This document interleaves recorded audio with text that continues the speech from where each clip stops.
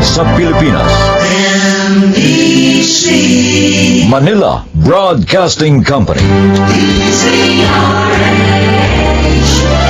DZRH, member, kapisanan ng mga broadcaster ng Pilipinas.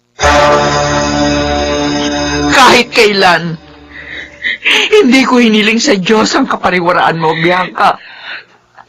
At lalong hindi mo dapat sisihin ng Diyos sa anumang pinahinatnan mo ngayon. Hindi niya layuning taglayin mo ang ganyan sakit. Pero bakit ang hirap tanggapin ang katotohanan, Nay? Bakit ang hirap nitong aminin?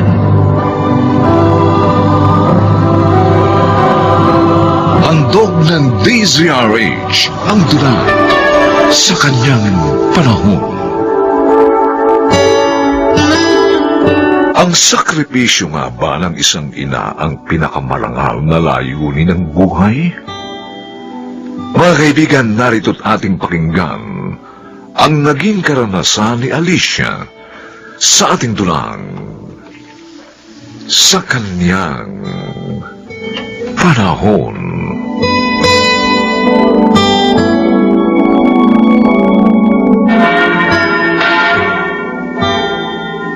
Diyos ko, tulad po na lagi kong dinarasal sa inyo sa araw-araw.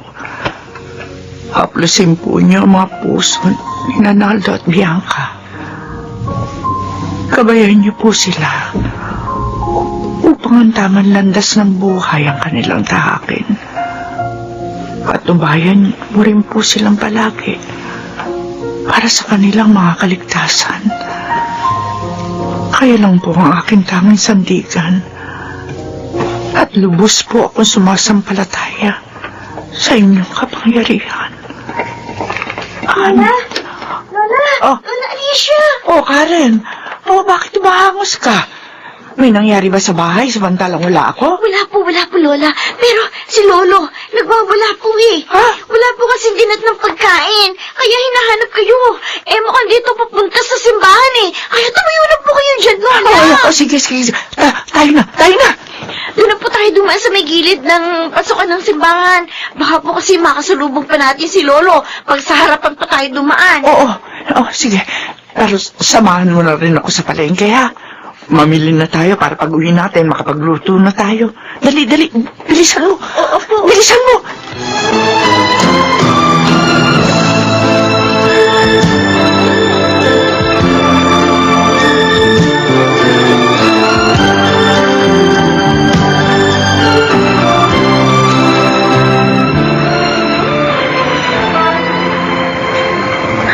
Ang aga mo naman, Bianca. Nagsasahid pa lang sa palad ko ng sahod ko, nandito ka na. Aba, mas matindi ka pa sa asawa ko. Basta akin na yung perang kabayaran sa pagsiservisyo ko sa'yo, tapos dami mo pa satsat. Yeah. Oh, ayan. Kompleto yan, ha? Oh. Kaya kailangan, pag lumabas tayo mamaya, yung gusto ko lahat ang masusunod, ha? Oo ba? O paano? Dating lugar, dating oras. Oo, sige. Bianca, hoy! Magbakabusog ka, ha? Dahil mamaya, gugutumin kita! Eh di wow!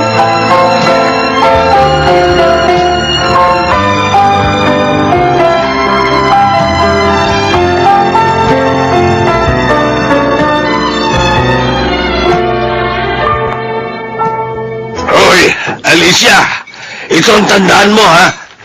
Kahit na lasinggero ako, kahit na sabungero ako pa rin ang haligi ng tahanan ng pamilyang ito. Kaya lahat ng utos ko, susundin mo! Lahat naman ng utos mo, sinusunod ko, Naldo. Yung pagsisimba mo at pagdarasal mo ng palood sa simbahan, yun ang kinagigigil ko. Dahil sa kagaganon mo, lalo ako minamalas sa sabuhan. Lalo ako natatalo sa pustahan. Kinukontra ng mga dasal mo yung pagsusugal ko. Well, bakit ka pa kasi nagsusugal? Hindi ba mas mainam kung ibibili na lamang natin ng pagkain yung pera mo? Mabubusog pa pati yung apo mong si Karen. Isa pa yung Karen na yan, eh. Lagi niya ako nauunahan sa pagsugod sa simbahan. Hindi tuloy kita mahuli-huli naglalakad ng paluhod doon, eh.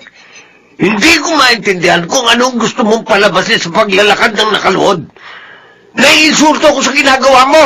Pinagdarasal ko lang naman ang kaayusan ng buhay natin, Aldo.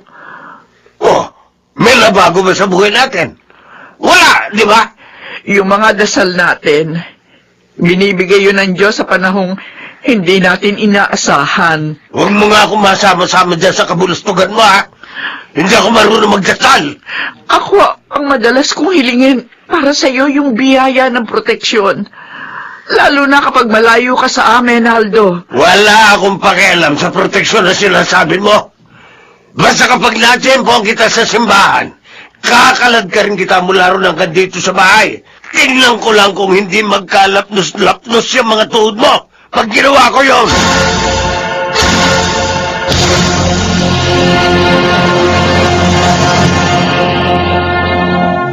Karen, tayo mo ako. Oy, Dodi, maglalatag ka na rin ng mga paninda mo ukay-ukay?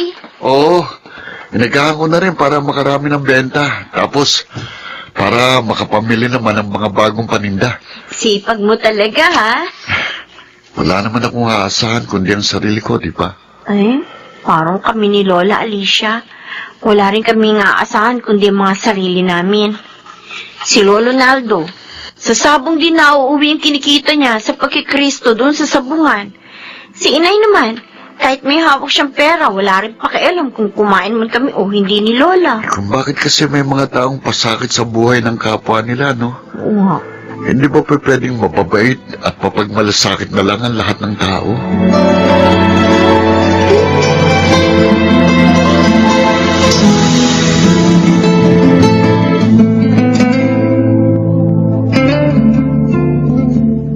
Ay, nako! Bakit naman kasi pinakikialaman yung buhay ko, Nay? Hayaan niyo na lang ako sa diskarte ko, pwede? Naaawa kasi ako sa asawa't anak ni Aris. Nakikita ko namumulot lamang sila ng mga kalakal para may maipambili ng pagkain. Ay, pakialam ko ba sa kanila? Kaya nga, huwag niyo akong kinukonsensya. Hindi ako tatalaban yan.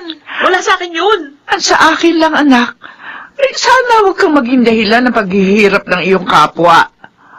Masakit yun sa panig nila. Hindi mo alam yung lalim ng sakit na iniiwan nun sa mga pagkatao nila. Kaya ayokong kaharap kayo eh. Kung ano-ano pinagsasasabi niyo. Para kayong baliw. Paulit-ulit. Yan na nga kayo. Teka, yan ka, anak!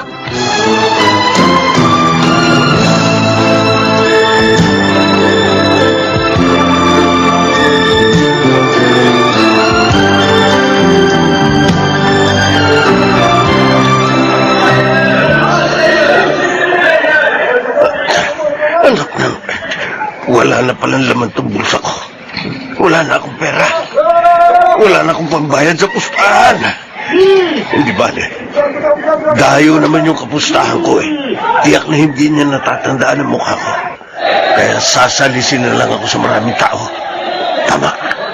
Sasabay ako sa paglabas ng maraming tao. Hoy! Kakabuka ka, ha? Ha? Wala kang pambayad, kaya tatakas ka, no? Ha? Hindi ah. Hindi ako tatakas. Talagang hindi mo ako tatakasan. Dahil lalagyan kita ng gripo sa tagiliran. Uy! Ano? Anong sinasabi mong may infection ka ng AIDS, Aris? May mga sintomas na ako nararamdaman kaya para makasigurado ako, nagpa-test ako. Hindi ko rin matanggap na nag-positive ako, Bianca. Pero kanino mo nga nakuha yan? Siguro dun sa huling babaeng nakarelasyon ko bago naging tayo. At ako, posible rin bang... Kailangan mo rin magpa-test, Bianca. Lalo na kung may nararamdaman ka rin mga sintomas. Iyon ang pinakatamang paraan para mas mapangalagaan mo sarili mo. Ay, no! Eh, paano ko pa mapapangalagaan ang sarili ko? Kung nahawa mo na rin ako, ha? Sabihin mo nga sa akin, paano pa? Paano pa?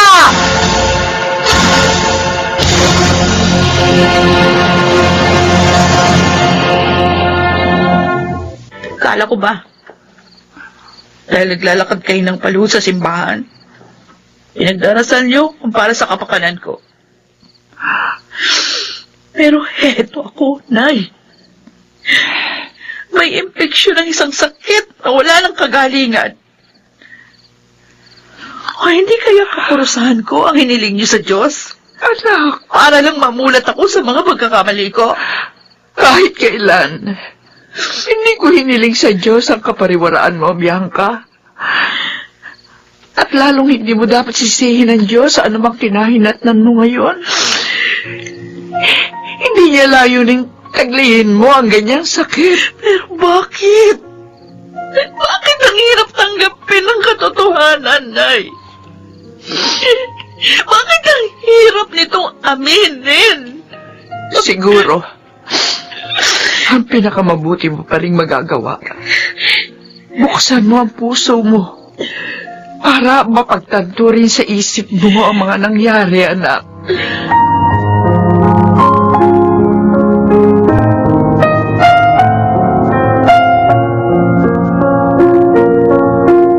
Karen, anak, Bakit po, Inay? magpapasama sana ako sa iyo magsimba. Opo, sige po, Nay. Sasamahan ko po kayo. Kasi gusto ko, ako na ang magpasan ng sarili kong krus at hindi na si Inay. Hihingi ako sa Diyos ng awa at kapatawaran sa aking mga naging kasalanan. Gusto kong madama ang kanyang pagpapatawad. Talaga po, Inay. Gusto ko rin pong malaman ninyo na natutuwa ako sa mga narinig ko mula sa inyo. Alam ko, marami din akong pagkukulang sa iyo, anak. Gusto ko punan din ang lahat ng iyon.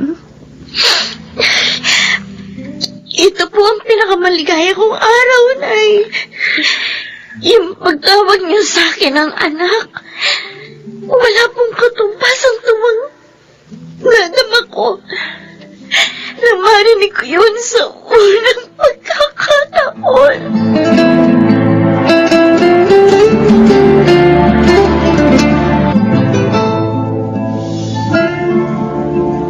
Panginoon, maraming salamat po sa ikalawang buhay na ito na ipinagkaloob niyo sa akin. Sa pamamagitan po ng paglakad ko ng paluhod habang nagdarasal, maituwid ko nawa ang aking mga kasalanan, lalo na sa pagiging malupit ko kay Alicia at sa aking apong si Karen. Simula ngayon, ipinangangako ko po, hindi na ako magiging pasang krus sa kanila.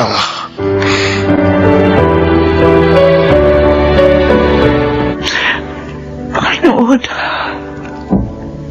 maraming salamat po sa pagtugon niyo sa aking mga dalangin. Para sa patnubay ng pagbabago na hiningi ko sa inyo. Para kina Naldo at Bianca. Gayun din, maraming salamat din po sa pagsubaybay na ibinibigay niyo sa amin lahat. Nang sa gayon, magampanan namin ang mga tungkuling nakaatang sa aming mga balikat. Sana rin po, hindi kayo magsawang magbigay sa amin ng kalakasan, talino, at pagpapasya na magagamit namin panlaban sa mga pagsubok ng buhay. Amen.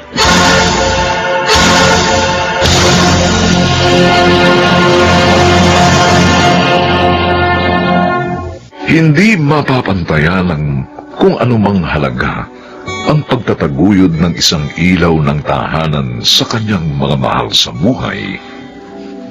Sa tagumpay man at kasawian, siya ang magiging kanlungan sa kanyang panahon.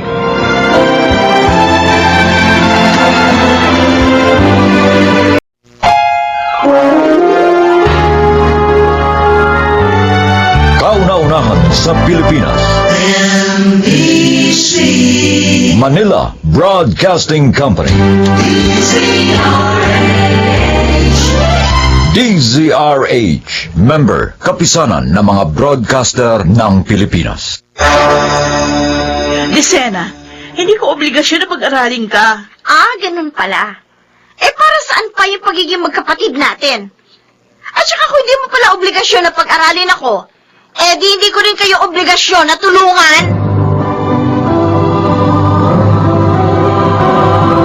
Handog ng DZRH ang dunay sa kanyang panahon.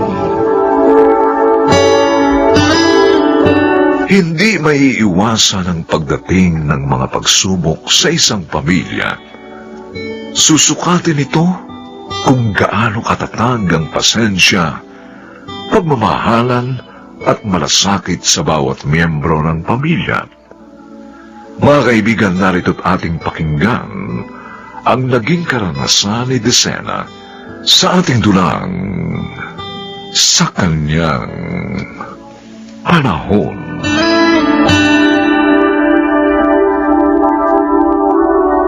Desena, Ay, Tito Enel, ano pa ginagawa niyo dito? magbabayad ng tuition fee ni Weng. Exam niyo na sa susunod na linggo, di ba? Oo nga po. O ikaw, nakabayad ka na ba ng tuition fee? Hindi pa nga po eh. Si Ate Emily po kasi yung nagpapaaral sa akin. Pero hanggang ngayon, hindi pa rin po siya nakakapagpadala ng pera sa amin ni Mama. Eh, umuwi ng ate Emily mo. Nasa bahay niyo na siya, kasama yung asawa niya.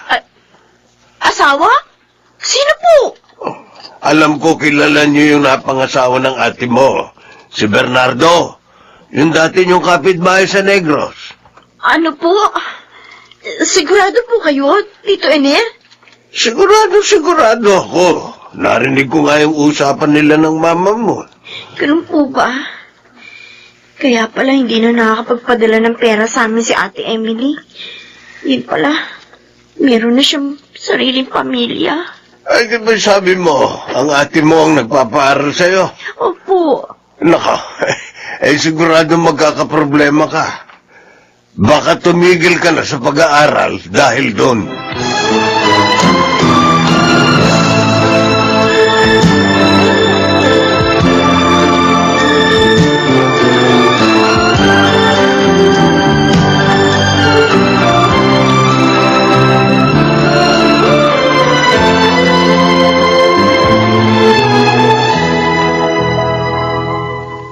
Ma, Alam ko kung bakit ka malungkot. paano po kung di malulungkot? Eh mukhang titigil na po yata ako sa pag-aaral. Sigurado kasi hindi na ako susuportahan ni Ate Emily. Kasi iba na yung priority niya. Ma, gusto ko pong mag-aral. Gusto ko makatapos. Gusto ko maabot yung mga pangarap ko. Huwag ka mag-alala. Nandito pa naman ako. Nandyan din ang mga nakatatandang kapatid mo. Magtutulungan kami sa pag-aaral niyo. Imposible na pong matulungan ako ng iba kong mga kapatid. May mga pamilya na rin po sila eh. Si Ate Emily na nga lang ang inaasahan ko. Tapos ganito pa ang mangyayari. At saka may 2 baboy pa tayong inaalagaan. Yung pagbebentahan sa isang baboy, di ilalaan ko na yun sa tuition fee mo sa susunod na pasukan. Kaya, huwag ka na mag-alala, ha? Ganun po ba? At siya nga pala, uuwi ngayon ang ate mo kasama si Nardo. Dito muna sila titira sa atin. Ano po yun? Habang buhay na sila titira dito? Hindi naman siguro. Itira muna sila sa atin habang wala pa silang naiipon. Pero huwag ka mag-alala. Hindi naman siguro sila magiging pabigat. Sana nga po, Ma.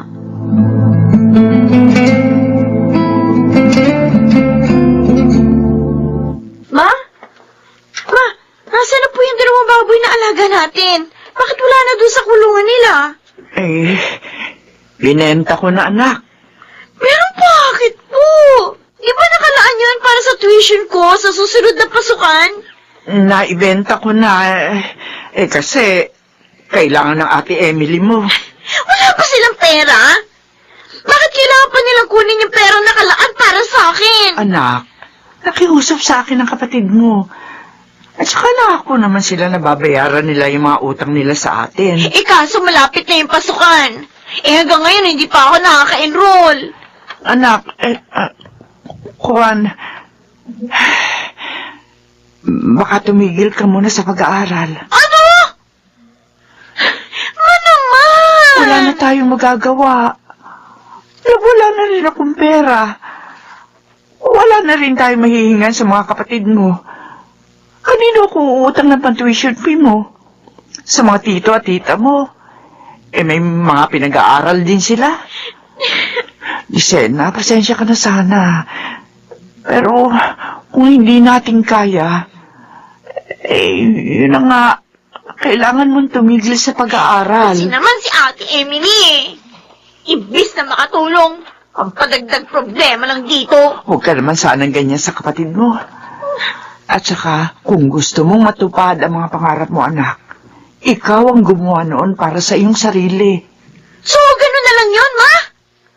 Yung mga nakatatanda kong kapatid nakapag-aral dahil tinulungan niyo ni Papa, tapos ako ang bunso. Pababayaan niyo na lang ako? Napaka-unfair naman po nun.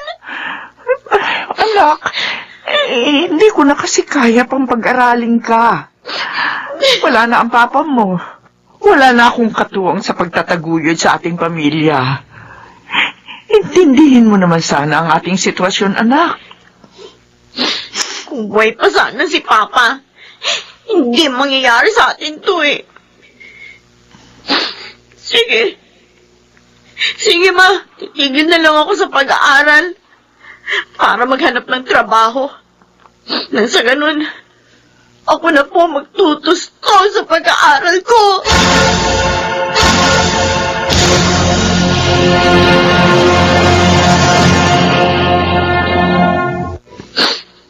Ma, Oh, bakit ka umiiyak? Anong nangyari sa'yo doon sa Maynila?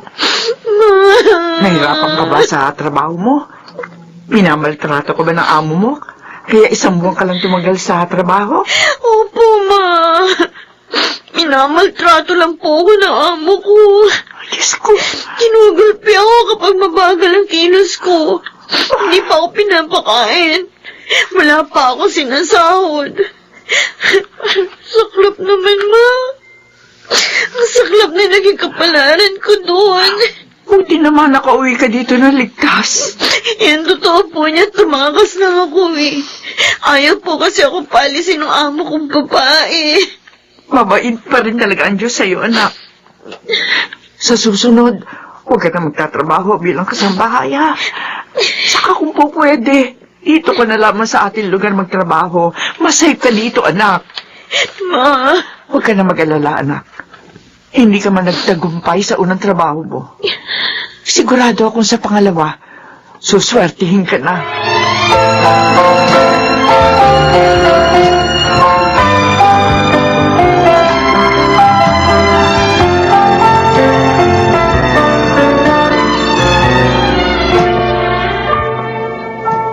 Leonardo, mabuti naman at nakauwi ka na. Kanina pa kita hinihintay. Emily, may sasabihin ako sa'yo. Ha? Masamang balita. Bakit? Anong masamang balita? Kuwan, nagkaroon kasi ng mass layoff sa kumpanya namin. At isa ako sa mga minalas. Ano? Hindi wala ka ng trabaho. Sa totoo lang, nabigla ako sa desisyon ng management pero wala naman kaming utyon. Bakit naman ngayon pa eh? Kung kailan pa naman kailangan ng pera. Huwag kang mag-alala. Bukas na bukas din maghahanap ako ng trabaho. At saka meron nang nirekomenda sa akin si paring Miko na trabaho. At feeling ko naman matatanggap ako. Eh sana nga matanggap ka kaagad. Kailangan lang natin ng konting pera para sa mga medical expenses at sa iba pang requirements.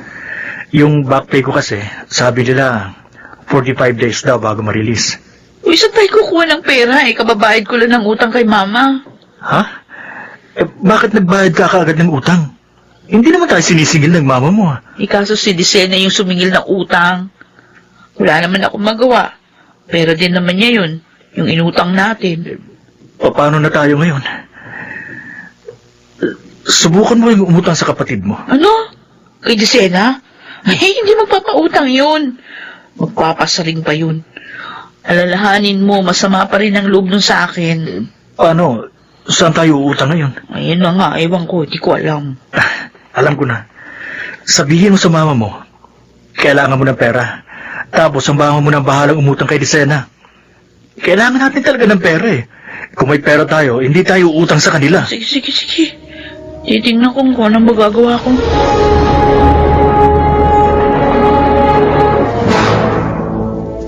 Ito na po yung pera, Ma. Bali yan po yung sobra sa naipon ko noon. Yung natira, gagamitin ko na po sa paghahanap ko ng bagong trabaho. Ay, salamat, anak. Siya nga po pala, Ma. Kailan po maghahanap ng trabaho si Kuya Nardo? Huwag ka mag-alala sa kanya. Naghahanap na siya ng trabaho. Itong inutang ko sa'yo, kagamitin ni Nardo para sa pamasahe at mga requirements. Sabi ko na nga ba? Huwag ka mag-alala, anak. Naniniwala ako. Makakabawi din sina Emily at Nardo sa'yo. Alam naman nila ang mga tulong na binibigay mo sa kanila. Hindi naman po ako humihingi ng kapalit sa pagtulong ko sa kanila. At saka hindi na ako umaasa na matutulungan pa nila ako. Ma, makita ko lang na asenso na ang buhay nila, okay na ako dun.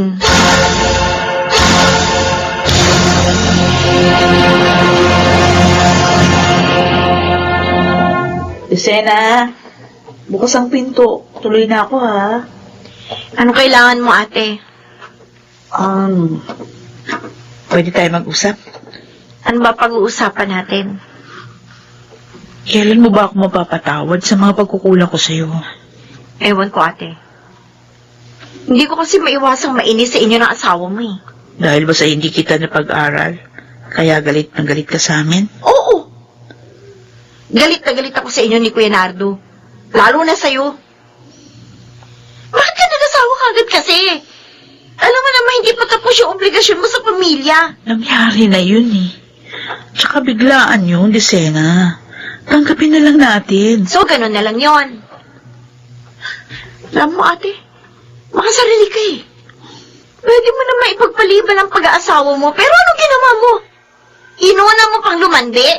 Hindi ko obligasyon na pag-aralin ka. Ah, ganun pala. Eh, para saan naman yung pagiging magkapatid natin? At saka kung hindi mo pala obligasyon na pag-aralin ako, eh hindi ko rin kayo obligasyon na tulungan. Emily? Ayos lang ba kayo na Disena? O yan. Ayan yung taong sumira sa mga pangarap ko. Ano ka ba? Nag-aaway ba kayo ng dahil sa akin, Emily? Oo! Dahil sa'yo. Sinira mo ang plano namin. Tama na yan. Maliit na problema, pinapalaki niyo pa. Ah, maliit na problema ka mo? Tama ba yung narinig ko? Kuya Nardo, kung hindi ka lang dumating sa buhay ng kapatid ko, wala sana kaming problema. Naabot ko na sana yung mga pangarap ko, at higit sa lahat, wala akong sama ng loob sa kapatid ko. Tama na yan, Disena. Umalis ka na sa kwarto ko, Ate Emily, bago pa tayo mag-away. Emily, halika na. Iwanan natin ang kapatid mo. Kaya na. Sana magkaayos pa tayong dalawa.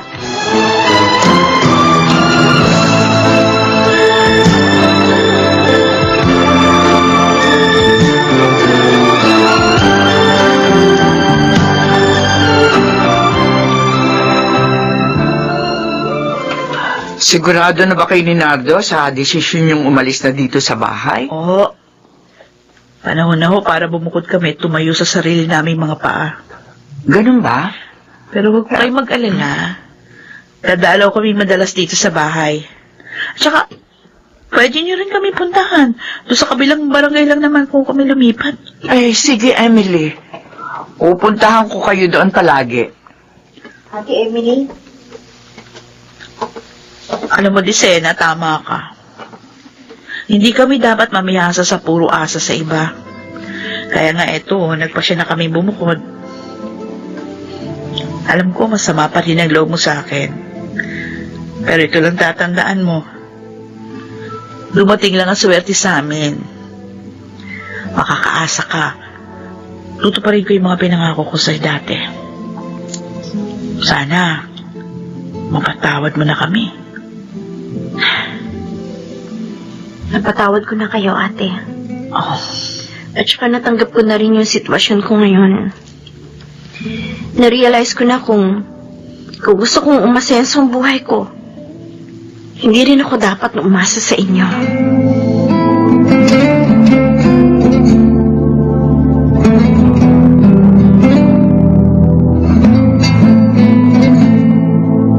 Congratulations, Miss Quintos. You're hired. Pwede ka na magsimula sa susunod na linggo. Ano ay magandang shift na ibibigay ko sa'yo para may oras ka pa para makapag-aral? Ha? Talaga po, sir. Thank No. you po. Ulit po kayo ng langit sa akin.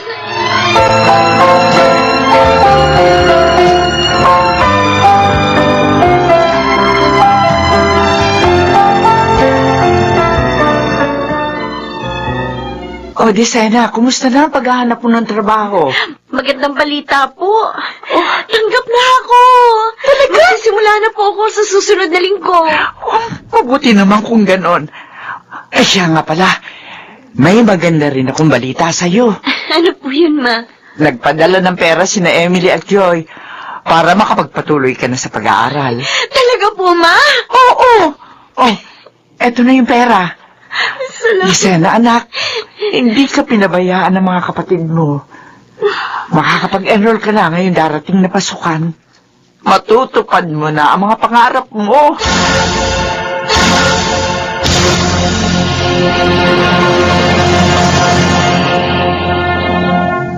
Ang dapat sa pamilya, walang inggitan, walang sapawan, at higit sa lahat, nagtutulungan lalo na sa oras ng pangangailangan.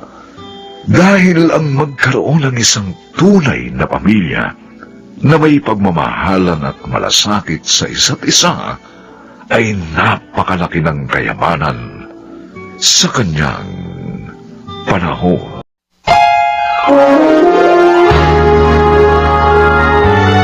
Kauna-unahan sa Pilipinas. Manila Broadcasting Company. DZRH, member, kapisanan ng mga broadcaster ng Pilipinas. Umamin ka na kung ayaw mong maging kriminal ako! Sige! Sumiksik ka dyan sa ulunan ng kama para malambot ang babagsakan mo kapag ipinutok ko to sa'yo! oh, sige, putok mo. Kung talaga makitid ang utak mo, sige, patayin mo na ako. Kaya iputok mo na yan, Gabriel! Iputok mo!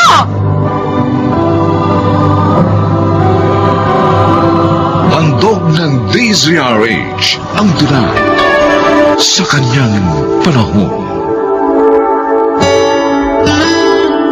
Wala raw lihim na hindi nabubunyag at kahit pilit nating ikubli, ay darating pa rin ang takdang panahong ito ay malalantad. Mga kaibigan, narito't ating pakinggan ang naging karanasan ni Gabriel sa ating dulang sa kanyang panahon.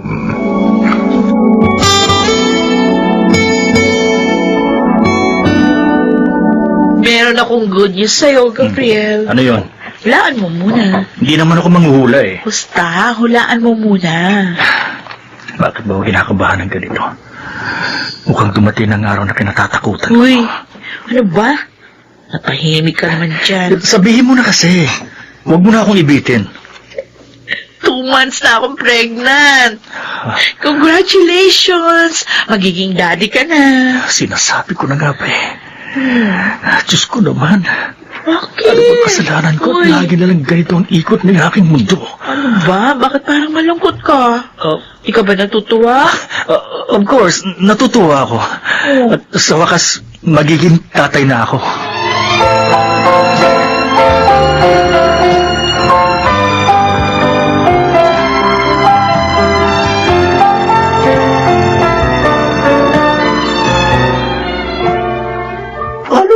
nangyari yun? Don't tell me may nakasalisi sa'yo. Oo. At malakas ang kutob ko. Malamang nakikita pa rin sila ng dati niyang boyfriend. Nakasisiguro ka ba? Baka naman hinala mo lang yan. Romy, hindi ako maaaring magkamali. Pinagtataksilan ako ni Melinda. Paano mangyayari yun? Ikaw ang asawa? Basta sigurado ako. May ibang lalaki ang asawa ko. Paano ka nga nakatiyak? Hindi ako pwedeng magkamali. At kapag hindi ako nakapagpigil, baka makapatay ako ng tao.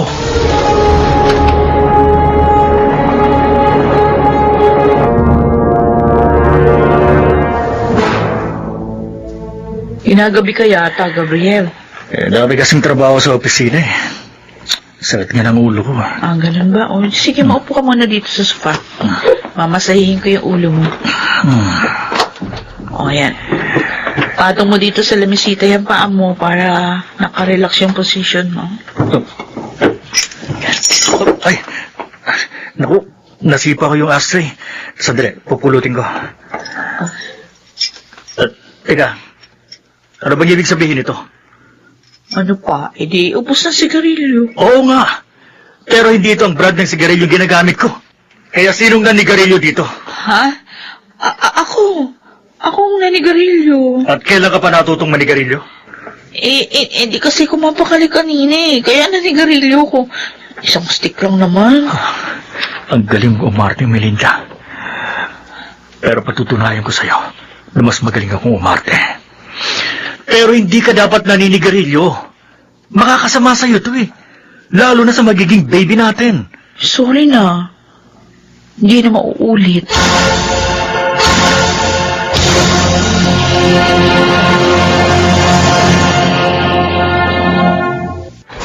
Ay, tama po kayo, sir. Meron po lalaki na pupunta sa inyo. Nakita ko po kahapon. Pumasok sa bahay ninyo. Anong itsura niya? Ang matangkad po, kulot ang buhok, at merong bigote. Tama ang hinala ko. Si Victor nga dati niyang boyfriend. Yun eh. Sige, salamat. Ang galing mo talaga magmarites. Ay, Oh, eto. ay, naku. Sa'yo na yan. Hindi, wag na, sir, wag na. Malaki na pinibibigay niyo sa akin. Sige na, kunin mo na. Basta sabihin mo lang sa akin ang mga pangyayari na dapat kong malaman.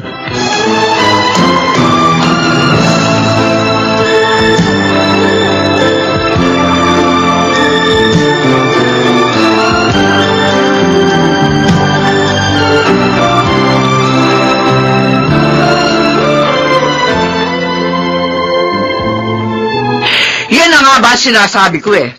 Wala ka talagang kadala-dala. Iniputan ka na nga sa ulo ng dati mong asawa. Pagkatapos, heto na uli. Napindeho ka na naman. Eh kasi naman, tatanga-tanga ka. Ma, pwede ba? Huwag niyo na nga ako sisihin. Lalo na ako natataranta eh. At anong gusto mo maging reaksyon ko? Matuwa pa ako? Pwede ba? Huwag mo hayaang madungisa ng kung sino-sino lang ang malinis at marangal nating pangalan. Ano po bang dapat kong gawin ngayon, ma? Ano ba? Eh di palayasin mo na ang malandi mong asawa. Eh di kung gusto mo, ako mismo ang magpapalaya sa kanya. Kakalbuhin ko siya at kakalad ka rin kong palabas.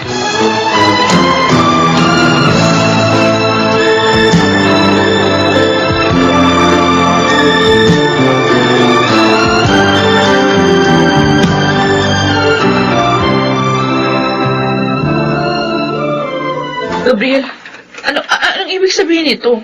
Bakit may hawak kang baril?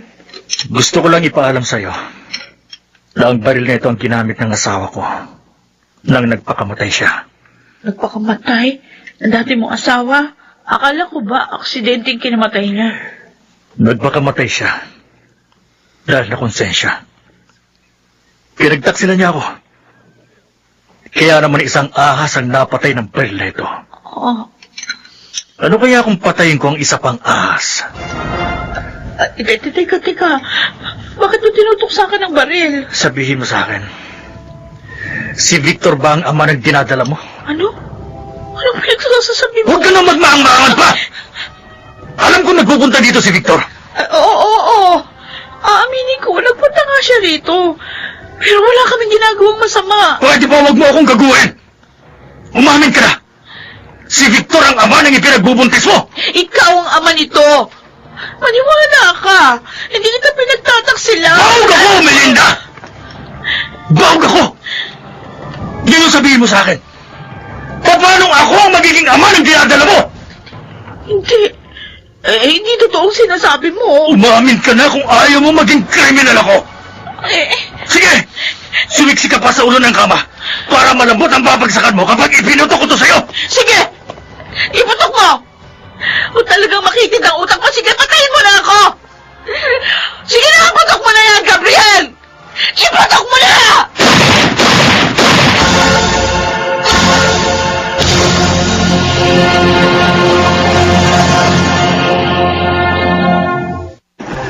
Kailangan kong bilisan ang pag-iimpake. Hindi ako dapat na magtagal pa rito. May tao. Sino kaya to?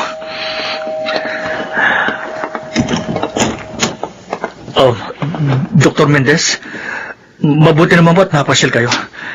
Paano po ninyo nalaman na dito ako nakatira? Talagang hinanap kita, Gabriel. May importanteng bagay akong sasabihin sa'yo na dapat mong malaman. Sige po, Doc. Pasok kayo. Sa loob na tayo mag-usap.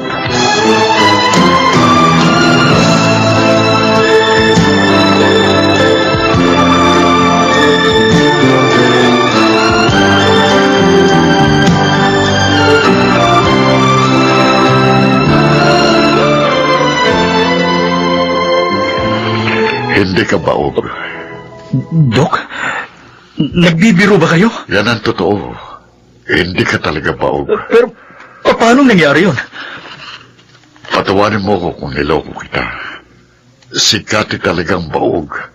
Kaya hindi kayo nagkaanak nang magligbin kayo. Malaking utang ko sa kanya at may kaso kong istapa kaya napilitan ako makipagkutsaba sa kanya para maabsuel tong kaso ko. At pinalabas niya na ikaw ang baog at hindi siya. Bakit naman po ginawa niyo yun sa akin? Masyado kasi siyang desperate at gusto ka nang idamay. Doc, bakit ngayon niyo lang sinabi sa akin to? Ang inaasahan ko kasi magpapatingin ka sa ibang doktor at malalaman mo rin ang katotohanan. Siya nga pala, di ba may asawa ka na ngayon? Kumusta na kayo? Hindi pa ba nagbubunga ang inyong pagsasama?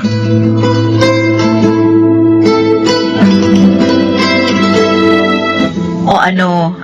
O di naniniwala ka na sa akin ngayon? Akala ko talaga katapusan ko na kanina. Hinimatay ako sa takot. Oo na. Naniniwala na ako. Buti na lang pala nakapagpigil pa ako. Dahil kung nagkataon, sigurado hindi ko mapapatawad ang sarili ko. Pero cute yung 3 butas na ginawa mo sa kisame natin, ha? O, tingnan mo. Oo. At alam mo ba kung anong ibig sabihin ng 3 butas na yan? Ano? Ano pa? Eh di I love you. Meh. Oo. Mahal na mahal kita, Melinda. At ngayon may bago na akong inspirasyon. Lalo ako magsusumikap para mabigyan ko kayo ng mas magandang kinabukasan. At sana, patawarin mo ako kung pinagdudahan ko ang pagmamahal mo.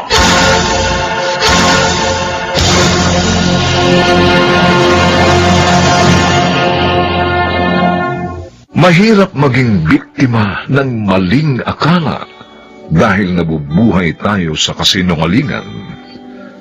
Subalit ang katotohanan ay patuloy pa ring mananaig at siyang magpapalaya sa atin sa kanyang panahon.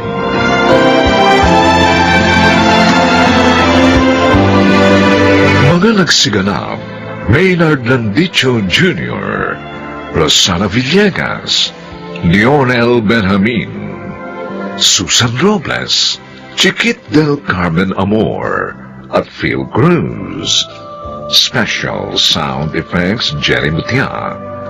Technical supervision Eric Lucero at Bong Muyar. Musical scoring Buboy Salonga.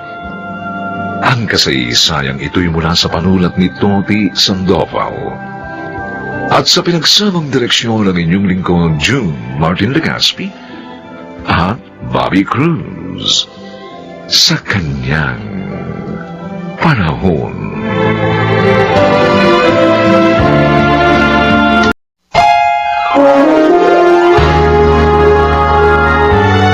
Kauna-unahan sa Pilipinas. Manila Broadcasting Company. DZRH, member, kapisanan ng mga broadcaster ng Pilipinas. Eh, ano ba kinaiinis mo? Namamasyal lang naman ako sa mga kaibigan ko na may pera. Nililibre nga nila ako, oh. Eto, oh, tingnan mo, binili nila ako ng magandang bag at sapatos. Sinungaling!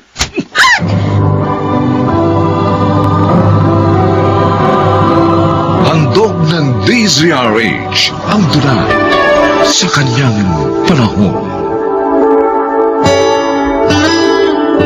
Ang babae ay dapat na maging inspirasyon ng kanyang asawa sa mga pagsisikap nito. Sapagat ang tagumpay ng isa ay tagumpay nilang dalawa. Mga kaibigan, narito po ang naging karanasan ni Vanessa sa ating dunang sa kanyang panahon.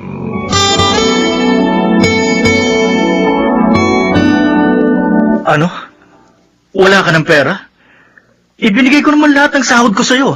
Eh, bumili kasi ako ng damit at sapatos. Gagamitin ko yun sa reunion ng klase namin. Pero Vanessa, matagal pang sweldo ko. Eh, paano tayo? Eh, di ba utang ka na lang? Ano ba? Bira ka naman, oh. Minsan lang naman ito, eh. Eh, dala ko na nga makabili ng mga bagay na gusto ko dahil sa liit ng sahod mo. Eh, pwede naman natin mapagkasya ang kita ko. At makaipon ng kahit konti. Kung matututo ka lang, magtipid ka. Bakit naman kasi? Madali lang naman ang mga gawain dito sa bahay. Kumuha ka pa ng katulong. Ah, gano'n? Kasalanan ko pa, ha?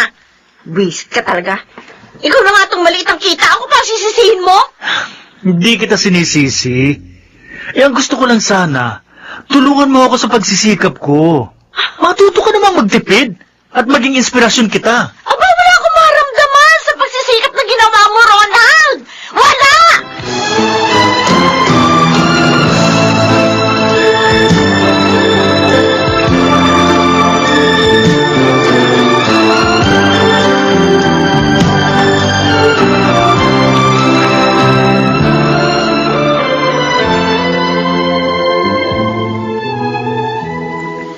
Ang ganda naman ng bahay mo, Alma.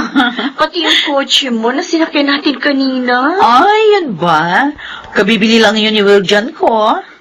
O, bakit nga pala nakataksi ka lang nung dumating sa reunion natin? Wala ka bang sasakyan? Wala eh. Ay, Maliit ang kita ng asawa ko. nako. Kung aasa lang siya sa trabaho niya sa opisina, ay hindi ka niya talaga maibibili ng mga bagay na gusto mo. Dapat magkaroon pa siya ng ibang trabaho. Tulad ni Will John ko.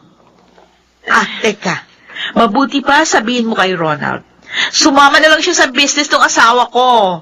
Maging tauhan namin. Ha? Oo, malakas ang kita ng asawa ko sa negosyo niya. At hindi malulugi si Ronald kung sasama siya kay Will John. Hindi. Ayoko ng trabahong yun, Vanessa. Hindi ka naman mahihirapan eh. Dahil tutulungan ka ni Will John. Mas kikita ka pa ng malaki. Aasenso tayo tulad ni na Alma. Vanessa, mahal mo pa ba ako? Ano ba naman kadramahan yan, Ronald? Sagutin mong tanong ko. Hindi natural. Asawa kita eh. Kung ganun, bakit gusto mo akong ipahamak? Ang arte mo naman eh. Hindi ka naman mapapahamak eh. Sasamahan ka ng asawa ni Alma hanggang masanay ka. Ako yata ang hindi mo mahal eh. Vanessa, Dahil pinahirapan mo ko sa buhay natin. Hindi mo maibigay sa akin ang ginhawa-hanap ko.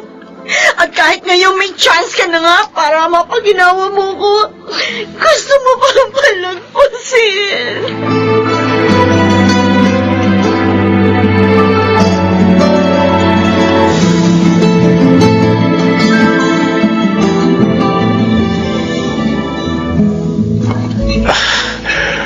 masaya ako pumayag ka mag-dinner tayo dito sa restaurant na ito. Ako nga ang nahiya sa'yo, Wiljon eh. Bakit naman? Kasi ang mahal dito, oh. Tapos dito mo pa ako dinala. Eh, wala naman si Alma. Kasi nga mas maganda ka kay Alma. Ah? Hindi kita maaaring pakainin sa karinderya lang. Salamat. Eh, nasaan nga ba yung kaibigan ko? Nasa Baguio, kasama ng mga barkada niya. Buti pa siya. Nakakapagbagyo. Si Ronald naman kasi. Ayaw pong sumama sa business mo. Talagang may mga lalaking mahinang dumiskarte. Kawawa ka naman tuloy. Nahihirapan ka sa kanya. Sinabi mo pa. Swerte nga ni Alma sa'yo eh. Kasi, gwapo ka na. Madiskarte pa. Kung ako naman ang naging asawa mo, lahat gagawin ko para maging masaya ka. Wiljon. Vanessa. Bakit mo ako hinalikan?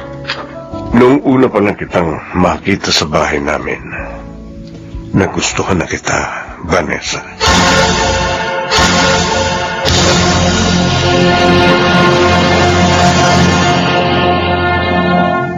Kaya ka palang malungkot, anak. Parang nandalamig na po siya sa akin ito eh. Hindi niya na ako inaasikaso. Pambihira. Dahil ayaw mo lang pumasok sa iligal na trabaho, manlalamig siya. Nasa na bang pagmamahal ng asawa mo sa'yo?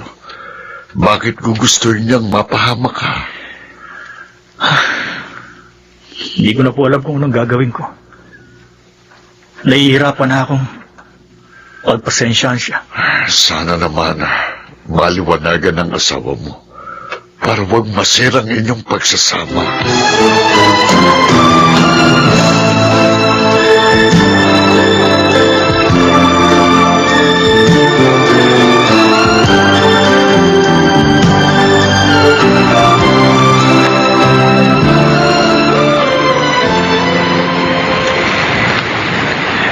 Maaga ako nakalabas sa opisina ngayon. Dadaan muna ako sa mall. Bibilang ko ng pasalubong si Junior para matuwa naman ang anak ko. Bibilang ko siya ng... Ang babae yun na bumaba sa kotse maminto. Yung hinalikan ng lalaki. Ang asawa ko!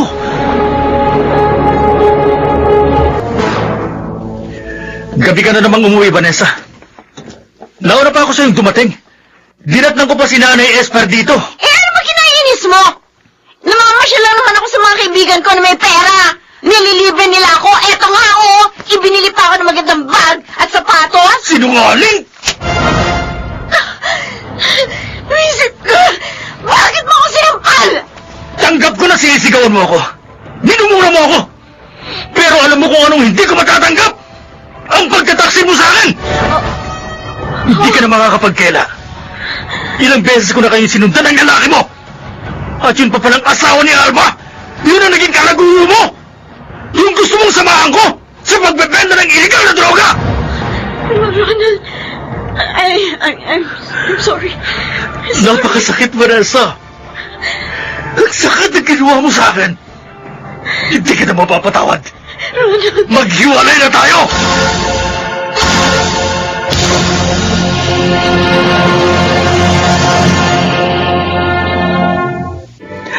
Anak, bakit mo ginawa yun? Bakit ka nagtaksil kay Ronald? At ang asawa pa ng kaibigan mo, pinatulan mo? Nakakahiya ka! Tawarin niyo ko, Inay. Natukso po ako. Mabait naman ang asawa mo, masipag. Ikaw ang sumira sa pamilya mo. Ikaw at ang pagiging kapritsosa mo. Nay. Diyos ko, siya kasusuklaman ka ni Alma kapag nalaman niyang ginawa mo. Si Alma, tumatawag sa cellphone ko. Hello, Alma? Vanessa! Oh, bakit ka umiiyak? Si Wiljon! Hinuhay ng mga pulis at napatay! Ano? Oo! Si Wiljon, patay na?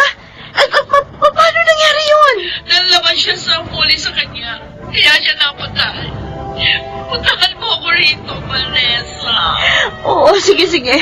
Pupunta ako dyan.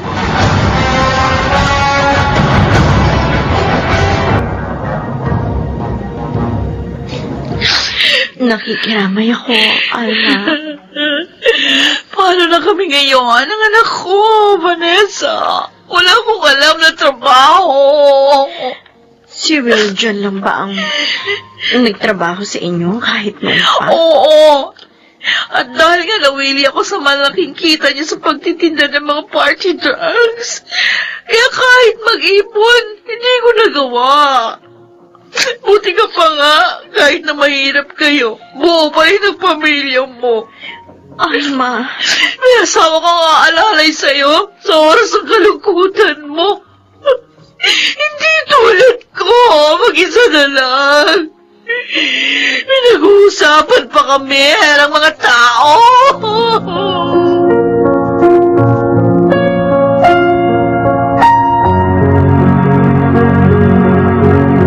Bakit ka na pa rito? Ronald, mag-usap tayo. Wala na tayong dapat pag-usapan pa. Tapos na sa atin ang lahat. Patawarin mo na ako. Pinagsisisihan ko na ang pagkakasala ko. Pakiusap. Bigyan mo pa ako ng isang pagkakataon. Pangako, hindi na mauulit ang mga pagkakamali ko. Tuluyan ang nawala ang pagmamahal at respeto ko sa'yo. Dahil sa ginawa mo. Tanggapin mo na lang ng maluwag sa dibdib na maghihiwalay na tayo. At pilitin nating magampanan pa rin ang ating mga tungkulin para sa ating nag-iisang anak.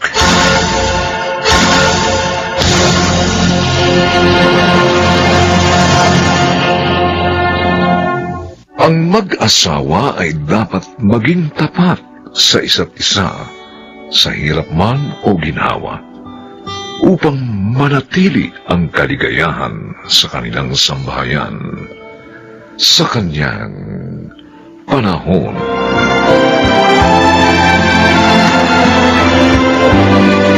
Mga nagsiganap: Chiquit del Carmen Amor, Rosana Villegas, Susan Robles, Phil Cruz, Lionel Benjamin, at Maynard Landicho Jr. Special Sound Effects Jerry Mutia. Technical Supervision Eric Lucero at Bong Muyar. Musical Scoring Buboy Salonga. Ang kasaysayang ito'y mula sa panulat ni Telma Corporal Alcantara.